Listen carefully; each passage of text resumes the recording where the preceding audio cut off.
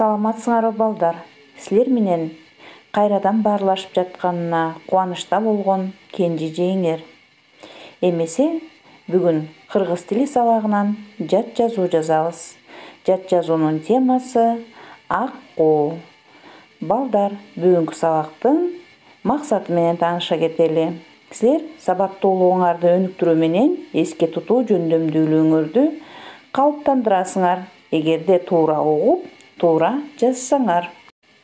Орфографиялык эреженин негизинде туура, сулуу жазуу жөндөмдүүлүктөрүңөрдү өнүктүрөсүңөр, эгерде аларды колдоно билсеңер. Тексттин мазмунун түшүнүү менен өнөрлүү болууга багыт аласыңар. Эгерде текстти түшүнө билсеңер. Урматтуу окуучулар, силер текстти жазууда тексттеги ойдун башталышы жана бүтүшүнө маани берип, абзацты унутпагыла. Ар бир сүйлөмдү токтото угуп, катасыз сулуу жазганга аракеттенгиле. Бүгүнкү жаза турган текстибиз 7 абзацтан турат.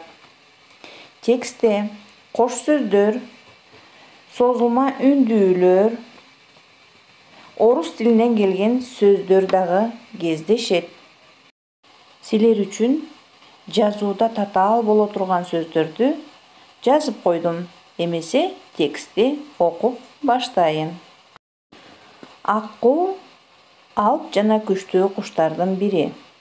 Ал байыртадан эле сулуулук менен сүйүүнүн, тазалык менен назиктиктин символу катары айтылып келе жатат. Аккуу жомоктордо жана дастандарда да даңазаланган. Аккуунун өлүмү тууралуу уламыш да бар.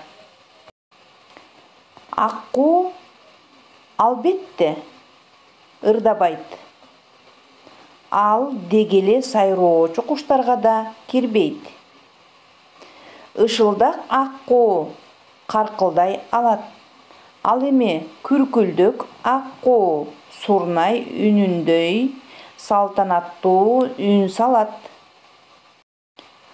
Аккуунун үнүн жазында түндүктү көздөй учуп өткөндө угуу өтө жагымдуу. Апрелдин көпкөк асманында аккуулардын учуп баратышы эсте калаарлык ажайып көрүнүш. Түн токойдогу обочо көлмөдө сүзүп жүргөн аккуу андан да кооз, сулуу көрүнөт. Ал сууда жеңил калгып сүзүп баратканда, алдындагы сууда анын сөлөкөтү чагылып, сүзүп баратып, чукул бурулганда, артында жылтырак толкун калат. Сууга чумкуганда сууну шарпылдата чайпалтат, канатын күүлөп, абаны как жара көккө көтөрүлөт.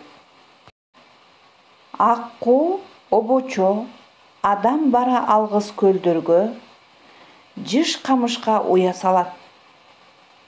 Бул өтө сезимтал, сак куш. Балапандарын ата-энеси менен биргелешип чоңойтот. Аккуу колго тез үйрөнөт. Зоологиялык бакта Австралиядан келгин каракуу менен ынтымактуу жашай берет. Аккуу кооз жана азыр сейрек кездешүүчү табияттын сулуулугу. Ага аңчылык кылууга биздин өлкөдө тыюу салынган.